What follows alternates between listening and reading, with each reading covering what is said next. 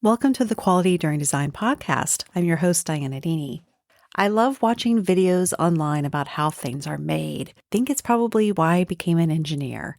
The other types of videos that I enjoy is watching people interacting with products that are designed, clever products. I really like the videos that are about I was today years old when I learned this. And it usually has to do with some sort of product that we're using every day that has a design feature that people just didn't know about or didn't realize that they could use. Simple things like the ice cube trays with the little square in the middle you pour the water on the square and it fills all the cubes in the same amount instead of swishing your ice cube tray from one side to the other underneath the spigot.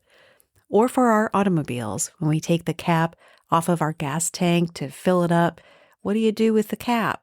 Some of us have a little plastic string or something that it hangs from, but other models actually have a little holder that's built inside the cover. You can latch it right on there and it holds it for you as you're filling your gas tank. Or sneakers, that extra little spot for laces on the top isn't meant for lacing, it's meant to help you tie your shoe. I love these videos because there's a lot of thought and effort and consideration that went into those designs, but people didn't really realize how to use it or how to best use it to maximize their experience. And I wonder if the engineers that designed these products to be used in this way find these videos and what do they think about it? And on the other hand, what's it like when you've engineered something and your users aren't doing it right? Not the way that you designed it anyway. We've been talking a lot about concept development, how it's a time during a product development process that's early in the process, and a time that we can use with our team to develop the concepts themselves. What are the benefits that we want to target? What are some of the potential symptoms that we want to avoid? And these are things that we can use not only to set the direction for the concept, but also to help us develop design inputs that are directly related to customer experiences. Well, today I want to talk about the customer's use process. Yes, even at concept development, when we don't have things mapped out, if we have a beginning and an end and a vague concept, we can evaluate the use process. Let's talk more about that after this brief introduction. Hello, and welcome to Quality During Design, the place to use quality thinking to create products others love for less. I'm your host, Diana Dini. I'm a senior-level quality professional and engineer with over 20 years of experience in manufacturing and design. I consult with businesses and coach individuals in how to apply quality during design to their processes. Listen in and then join us. Visit qualityduringdesign.com.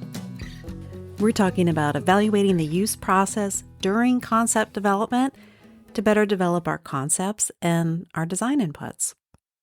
At concept development, we have some user needs. We're better understanding our customers. We should have a little bit of an understanding about them. Through concept development, we'll probably get a clear picture.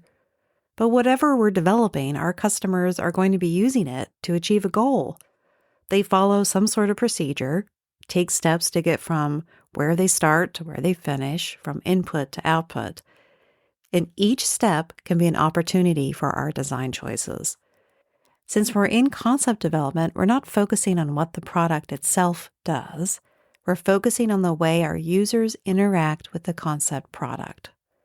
Our goal is to make it easy and enjoyable for our customers to use while still achieving the desired goal and outcome.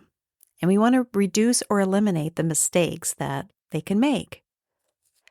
To examine the use process, we're going to use a process flowchart.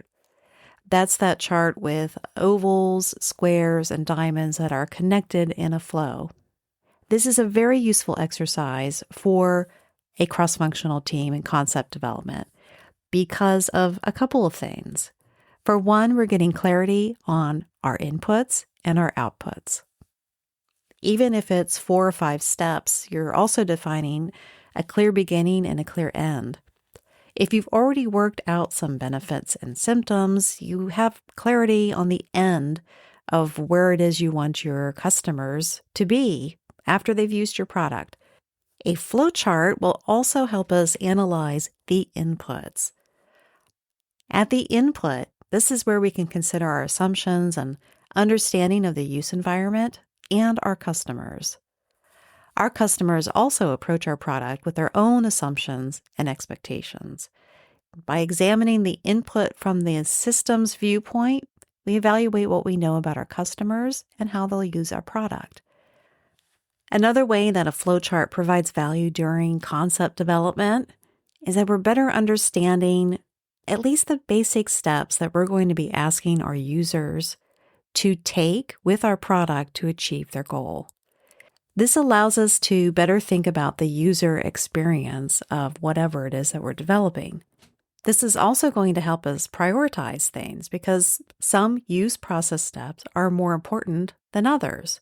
We prioritize use steps that are critical to quality or add value. By breaking out our customers' experiences and examining what is important to them and their successful use of our product, we can more easily prioritize design decisions. I can tell you from my experience as a quality engineer on the manufacturing floor that process flow charts are a really useful thing to be able to use.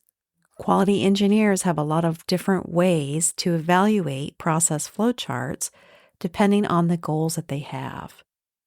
And we can apply these same tools to the use process for design to better prioritize and understand the use process of whatever it is we're developing. If the process steps are confusing, then we may need to create another flowchart with a narrower scope. We can break out the confusing steps and do a sub-level process flowchart and do what you need to do with your team to better understand your use process. I call this an alignment flowchart. If we have competitor product with elements we like or don't like, we use a comparison analysis. This helps us decide what's important to implement. We may want to learn about the interfaces and inputs that affect the use process. In this case, we use a critical to quality analysis. If we want to understand where we need to simplify things, we can use a value-added analysis. And if we need to better understand who's doing what at certain points in the process, we can use swim lanes and a deployment flowchart. So we're exploring a concept. So like other things in development, the more we learn, the more detailed we can get. We can focus on the priorities of the use process at concept development.